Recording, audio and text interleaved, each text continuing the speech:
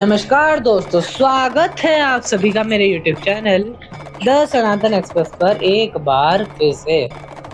तो हमने जाना समुद्र मंथन से उत्पन्न होने के पश्चात हमारे पास अब चौथी और पांचवी क्या वस्तुएं निकली। सोचो सोचो सोचो। अब ये भी सोचना है कि वो हमारे सोच से कैसे रिजेंबल करती है। जानना चाहते हो ना, तो बने रहो इस वीडियो में।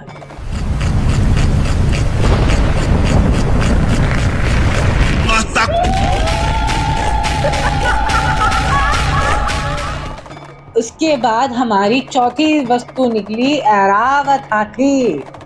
देखो, आपके व्हीकल्स क्या है, मैंने पहले अपनी अष्टलक्ष्मी सीरीज में सारी चीज बताई ना, वाहन पुत्र इत्यादि सब आपकी लक्ष्मी का। जब लक्ष्मी ही चली गई तो स्वाभाविकता से ऐरावत हाथी भी चला गया ना।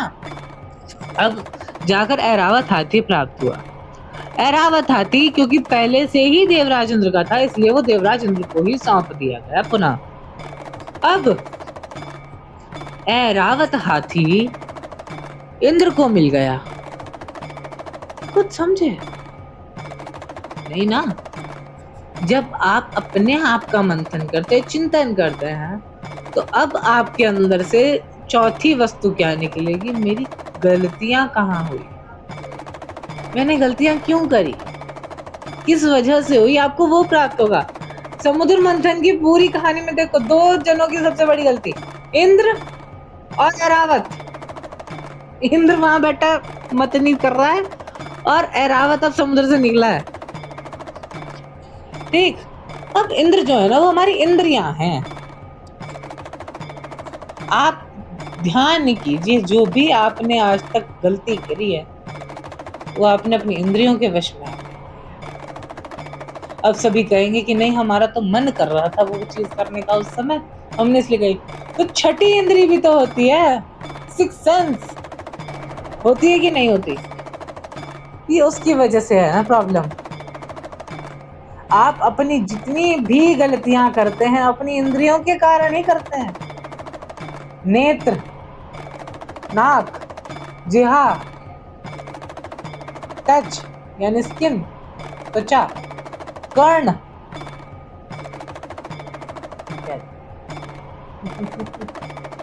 ठीक, अब पंचम वस्तु क्या निकलती है? कौस्तुभ मणि। ये कौस्तुभ मणि वही मणि है जिसने भी आर चोपड़ा की अगर कृष्णा वाला शो देखा है तो उसमें था कि कृष्ण जी के ऊपर लांछन लगा था कि उन्होंने कौस्तुभ मणि चुराई है। ये वही मणि है। और आपने सबसे अंदेशा भी लगा लिया होगा कि कौस्तुभ मणि किसे मिली।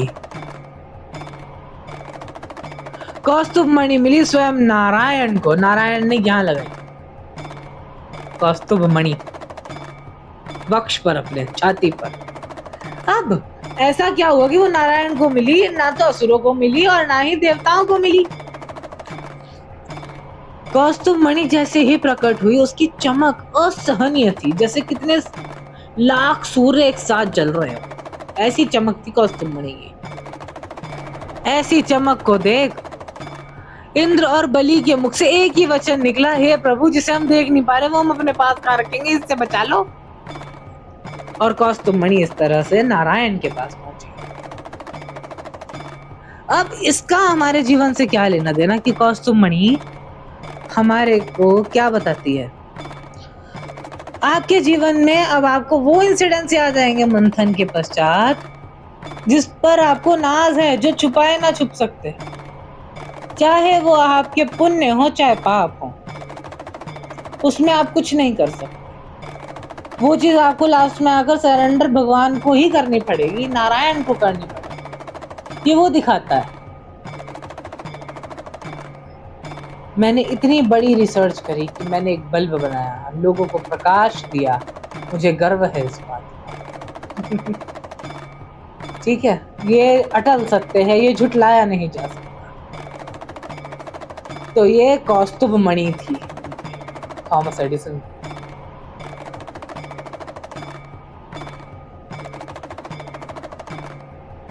युधिष्ठिर ने महाभारत युद्ध के पश्चात कहा कि मैंने अपनों को मारा है, चाहे कैसे भी थे तो रिश्तेदार, मैंने उन्हें मारा है और ये अटल सत्य है, मैं इससे नहीं बच सकता। तो इसीलिए ही तो पांडव और द्रौपदी सभी भगवान भोलेनाथ की को ढूंढने निकल पड़ते हैं कि अब वो हमें इस पाप से मुक्ति देंगे, हम उन्हें ये पाप समर्पित करना चाहते हैं। ये कौस्तुभ मणि है। ये ऐसे कर्म है हमारे जीवन के जिनका इस भौतिक जगत में कोई कार्य नहीं है। हमने ये पाप अथवा पुण्य इस भौतिक जगत के लिए कर दिए, परंतु इनका फल सिर्फ ईश्वर दे सकता है, ये भौतिक जगत नहीं दे सकता। इसी प्रकार से आगामी 9 चीजों का वर्णन अगर आप पूरी डिटेल में चाहते हैं तो जुड़े रहिए मेरे YouTube channel the Sanatan express पर और सब्सक्राइब करें मेरा चैनल।